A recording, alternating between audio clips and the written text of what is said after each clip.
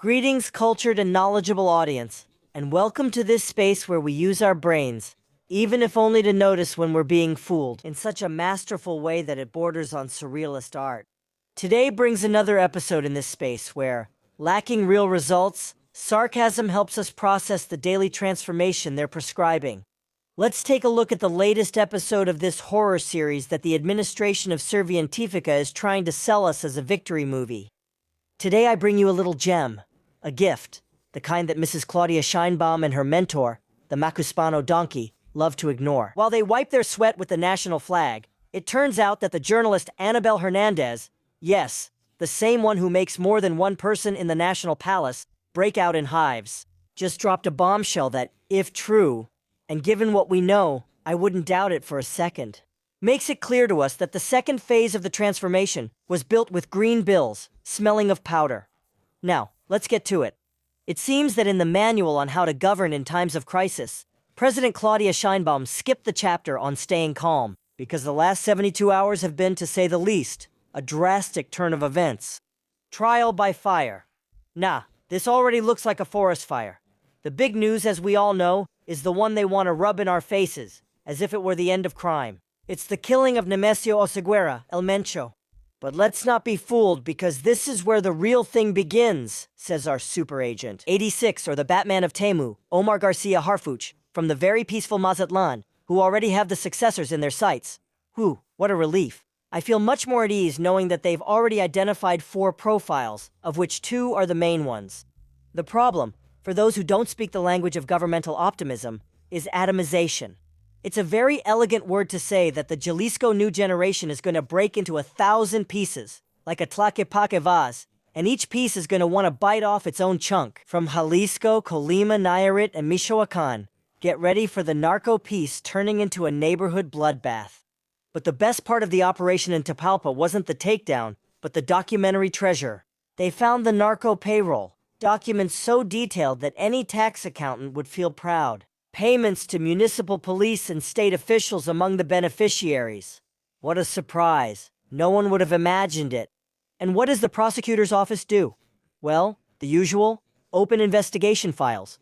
Those files that are used to prop up tables or spend decades gathering dust. The west of the country is under scrutiny. But don't be surprised if in the end it turns out that nobody knew anything, and all those involved are victims of circumstance. While the Jalisco new generation is reorganizing, Chachas decided that today was an excellent day to visit Mazatlan and Culiacan. It's not for vacation, of course not. It's a desperate attempt to project control in a state that's in the middle of a civil war between the Chapitos and the Maliza. Harfouch, with that perfect hairstyle that stays flawless even in the mountain wind, he reported that they have arrested 2,225 high-impact individuals in Sinaloa since the beginning of the administration. Wow, with so many people arrested, you'd think we could walk through Culiacan at 3 in the morning without any worries, right? Well, no. Here comes the fact that should keep us up at night, if inflation hasn't done that already. 1 out of every 5 weapons seized across the country comes from Sinaloa. 20% of the nation's arsenal is concentrated there. And we're not talking about slingshots or water guns. We're talking about war weapons, Barrett rifles, the kind that can pierce armor, like butter, machine guns, and the crown jewel. More than 5,500 improvised explosives. To top off this progress report, it was confirmed that those responsible for the disappearance of the 10 miners in Concordia have been arrested. And who do you think they were linked to? Exactly, to the Chapitos faction. It's the same story as always. The government arrives late, picks up the pieces, and tells us that justice is finally being served. Meanwhile, families in Sinaloa continue living under a state of siege that not even the presence of the National Guard can hide.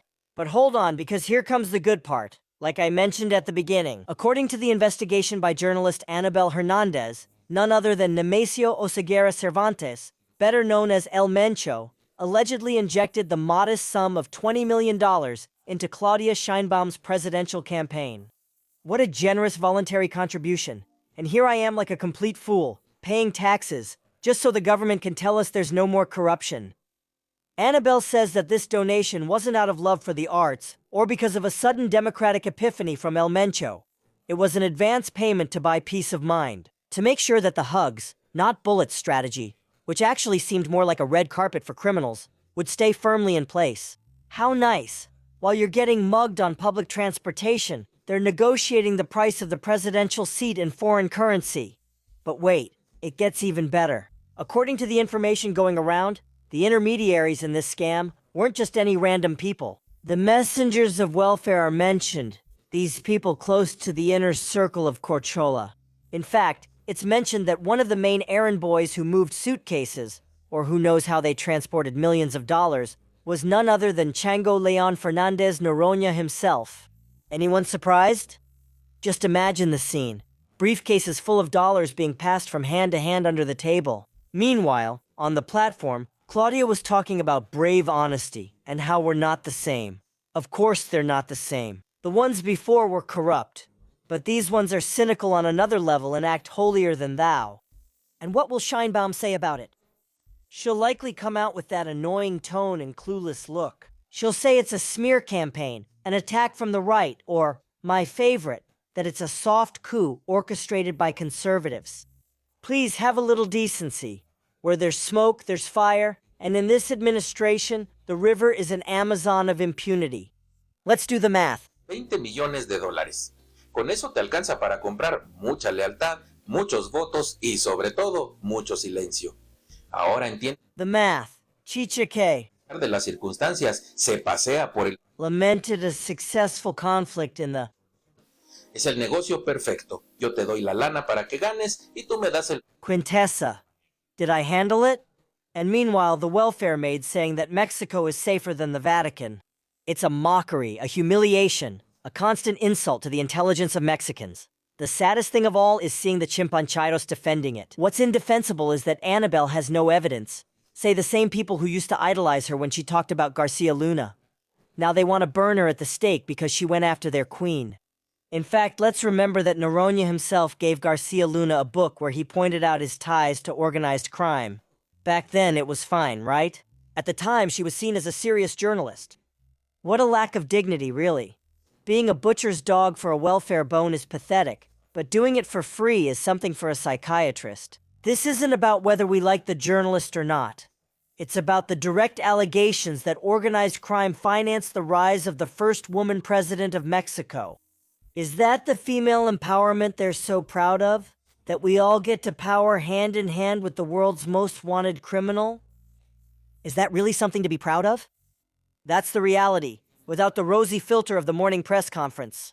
Those who keep defending these bastards can keep believing the story of transformation, or they can start demanding that the corrupt members of the Morena Mafia be investigated.